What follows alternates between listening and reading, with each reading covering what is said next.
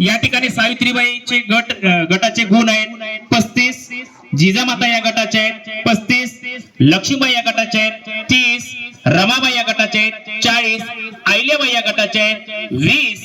या ठिकाणी काल घोषित करते वेळी रमाबाई या गटासाठी 40 गुण म्हणजे सर्वात जास्त गुण मिळाले रमाबाई या गटाला, प्रथम क्रमांक पटकावले। त्याबद्दल सर्वांनी जोरदार टाळ्या या ठिकाणी रमाबाई या गटाचं कौतुक करायचं आहे। त्यानंतर दुसऱ्या क्रमांकासाठी अगदी अटीतटीच्या सामन्यासारखं सावित्रीबाई आणि जिजामाता या दोन्ही गटाचे समान गुण म्हणजेच 35 असे गुण मिळाले आहेत। यांच्यासाठी या दोन्ही गटासाठी आपण झटपट प्रश्न विचारूया। या झटपट प्रश्नामध्ये जो कोणी पटकन टेबलला हात वाजून आवाज देईल त्याचं उत्तर पहिल्यांदा गृहीत धरलं जाईल। आपल्यासाठी या ठिकाणी प्रश्न आहे, शिवाजी महाराजांच्या गुप्तहेर खात्याचे प्रमुख कोण होते? आपण उत्तर ऐकूया। तर चुकलेलं आहे, जिजामाता या गटाला विचारूया। करत नाही तुमच्यासाठी पुन्हा एकदा पुढचा प्रश्न, कोणत्या रक्त गटाला सर्वयोग्य दाता म्हटले जाते?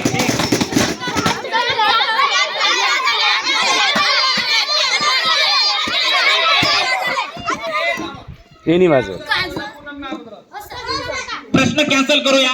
तुमच्यासाठी पुन्हा एकदा प्रश्न, रोमन अंकामध्ये 1000 ही संख्या कोणत्या अक्षराने?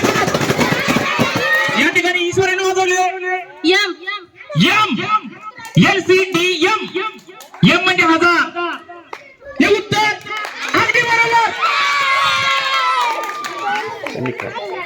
या ठिकाणी सावित्रीबाई या गटासाठी बोनस म्हणून दुसऱ्या क्रमांकासाठी 5 गुण म्हणजेच अशा प्रकारे दुसरा क्रमांक सावित्रीबाई या गटाने पटकावलेला आहे। तिसऱ्या क्रमांकावर जिजामाता गट। या दुसऱ्या क्रमांकासाठी सावित्रीबाई या फुले गटासाठी सर्वांनी जोरदार टाळ्या वाजवून या ठिकाणी यांचं कौतुक करायचं आहे।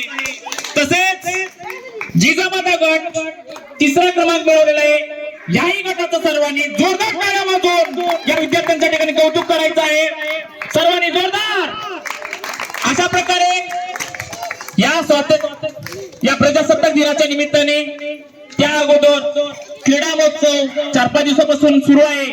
याच्यामध्ये एक भाग म्हणून बुद्धिमत्तेचा भाग म्हणून प्रश्नमंजुषा हा आपला कार्यक्रम आज संपन्न होत आहे।